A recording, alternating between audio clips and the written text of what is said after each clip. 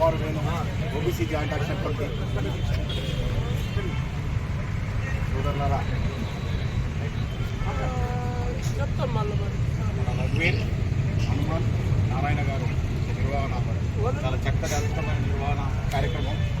ఏం లేదు, మీ అందరికీ తెలుసు, రాష్ట్రంలో గత దీర్ఘంగా పల్లె పల్లెలు, గ్రామాలు, జిల్లాలు అన్ని తిరుగుతూ బీసీ ఉద్యమాన్ని 900 సంవత్సరంలో వీరోచితంగా పోరాడి నీళ్లు ఈ భూమి మాకే, ఈ నీళ్లు మాయే అని చెప్పి అసబ్జాయి వంశాన్ని, నిజాం వంశాన్ని ఎదిరించి తెలంగాణను విముక్తి చేసినటువంటి చరిత్ర ఉంది ఈ గడ్డకు. అట్లనే ఈ మధ్య కాలంలో మననే సత్యాగ్రహ దీక్ష ఏర్పాటు చేయడం జరిగింది.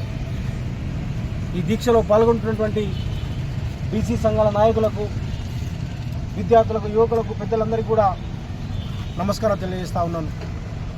ఇవాళ ఈ రాష్ట్రంలో గత 5-6 నెలలుగా సమగ్ర కులగణన జరగాలని, స్థానిక సంస్థల్లో బీసీలకు 42% రిజర్వేషన్లు కావాలని చెప్పేసి పెద్ద ఎత్తున ఉద్యమం జరుగుతూ ఉన్నది.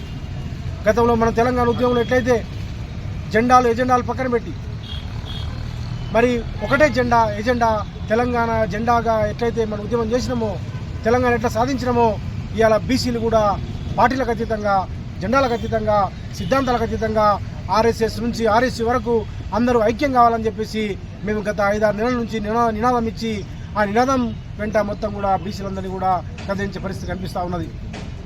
మరి గత 5-6 నెలలుగా ముఖ్యంగా కాంగ్రెస్ పార్టీ ఆ రోజు మరి రేవంత్ రెడ్డి గారు, ఈరోజు ముఖ్యమంత్రి గారు ఆ రోజు అసెంబ్లీ ఎన్నికల్లో పోటీ చేసిన సందర్భంలో కామారెడ్డి ప్రాంతాన్ని ఎంచుకొని కామారెడ్డి బీసీ డిక్లరేషన్ ఇవ్వడం జరిగింది. ఆ కామారెడ్డి బీసీ డిక్లరేషన్ ఇస్తూ వారు చాలా స్పష్టంగా చెప్పిండ్రు, అధికారంలోకి వచ్చినటువంటి 6 నెలల్లోనే మేము సమగ్ర కులగణన జరిపి మరి బీసీలకు స్థానిక సంస్థల్లో 42% రిజర్వేషన్ ఇస్తామని చెప్పేసి హామీ ఇవ్వడం జరిగింది. అట్లాగే 5 సంవత్సరాలకు గాను 1,00,000 కోట్ల బడ్జెట్ను ఇస్తాం బీసీలకు అని చెప్పడం జరిగింది. అట్లాగే ఎంబీసీలకి ప్రత్యేకమైనటువంటి మంత్రిత్వ శాఖ ఇస్తామని చెప్పడం జరిగింది. అంతేకాదు చంద్రునే కాదు, మేము సూర్యుని కూడా కింద తీసుకొస్తామని చెప్పేసి అనేక హామీలు కామారెడ్డి బీసీ డిక్లరేషన్లో మరి వారు చెప్పడం జరిగింది.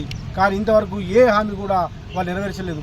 ముఖ్యంగా మొదటి హామీగా ఇచ్చినటువంటి స్థానిక సంస్థల్లో బీసీలకు 42% రిజర్వేషన్ ఇస్తాము, అధికారంలోకి వచ్చిన 6 నెలల్లోనే సమగ్ర కులగణన జరుపుతామని చెప్పినటువంటి హామీని ఇలా గాలికి వదిలేసి రేవంత్ రెడ్డి గారు కేవలము తనకు చుట్టాలు పక్కాలు మాత్రమే తనను అధికారంలో తీసుకొచ్చారని చెప్పేసి భ్రమిస్తూ కేవలము తన సామాజిక వర్గాన్ని కాపాడుకోవడం కోసము కింది నుంచి పై వరకు కేవలము తన సామాజిక వర్గమే తన చుట్టాలు పక్కాలు ఉండాలని చెప్పేసి బీసీలు ఉండొద్దనే ఒక ఈర్ష్యబుద్ధితోటి, ఒక ద్వేషపూరితమైన వైఖరితోటి కడుపులో కత్తులు పెట్టుకొని బీసీలకు వ్యతిరేకంగా బీసీల యొక్క రాజకీయ అవకాశాన్ని దెబ్బతీయడం కోసము రేవంత్ రెడ్డి గారు ప్రయత్నిస్తూ ఉన్నారు. నేను అడుగుతా ఉన్నాను, రేవంత్ రెడ్డి గారు మీరు ఏ పార్టీ?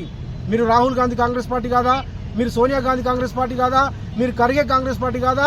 మీరు ఏ పార్టీ చెప్పాలని చెప్తా ఉన్నాను. ఎందుకంటే మీ నాయకుడు రాహుల్ గాంధీ గారేమో దేశంలో సమగ్ర కులంగా చేస్తాము, దేశంలో సమగ్ర కులంగా చేసి ఈ దేశాన్ని ఎక్స్రే తీస్తాను అని చెప్పేసి రాహుల్ గాంధీ గారు మాట్లాడుతున్నారు. ఈ దేశాన్ని ఎక్స్రే తీసి ఎవరెంత ఉంటే అంత వాటా ఇస్తా అని చెప్పేసి ఆయన కాలికి బలాపం కట్టుకొని దేశమంతా తిరుగుతున్నాడు.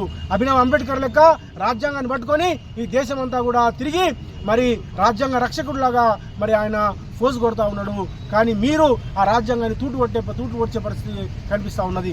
ఆయనేమో నిండు పార్లమెంట్లో మాట్లాడతాడు, లోక్సభలో మాట్లాడతాడు. నిర్మలా సీతారామన్ గారు మీరు బడ్జెట్ తయారు చేసినారు, ఆ బడ్జెట్ మరి తయారు చేసినట్టు 20 మందిలో బీసీలు ఏరి, ఎస్సీలు ఏరి, ఆదివాసీలు ఏరి, అంతా కొన్ని వర్గాలకు సంబంధించినటువంటి వాళ్ళే ఉన్నారు అని చెప్పేసి వారు మాట్లాడతారు. హల్వా మరి మీరు కొన్ని వర్గాలకి ఇస్తారా అని చెప్పేసి రాహుల్ గాంధీ గారు బీజేపీ ప్రశ్నిస్తారు. మరి నేను అడుగుతా ఉన్నాను, రేవంత్ రెడ్డి గారు, రాహుల్ గాంధీ గారేమో పార్లమెంట్లో ప్రతిపక్ష నాయకుడుగా అధికార పక్షాన్ని అడుగుతున్నాడు, హల్వా అందరికి ఇవ్వాలి, దళితులకు ఇవ్వరా హల్వా, బీసీలకు ఇవ్వరా హల్వా, మీరే తింటారని చెప్పేసి రాహుల్ గాంధీ గారు మాట్లాడుతున్నారు. అయ్యా రాహుల్ గాంధీ గారు, నేను అడుగుతా ఉన్నాను మిమ్మల్ని, రేవంత్ రెడ్డి గారు మిమ్మల్ని అడుగుతా ఉన్నాను, నేను మీరు హల్వా మాకు పంచారని అడుగుతా ఉన్నాను.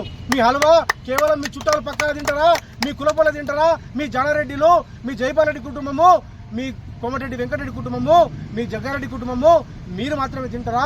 మరి ఆ హల్వా మాకు వంచరా అని చెప్పి అడుగుతా ఉన్నాము. మేము కనీసం హల్వా మీరు కేజీలు తినండి, క్వింటాల్ తినండి, మాకు కనీసం టేస్ట్ చేస్తామని చెప్పేసి మా బీసీలందరూ కూడా మీ ఓట్లేసి గెలిపించిండ్రు. కనీసం టేస్ట్ కూడా చేసిన పరిస్థితిలో ఇలా కనిపిస్తూ ఉన్నది. ముఖ్యమంత్రులు మీరే, మంత్రులు మీరే, ఎమ్మెల్యేలు మీరే, 43 మంది ఎమ్మెల్యేలు ఉన్నారు.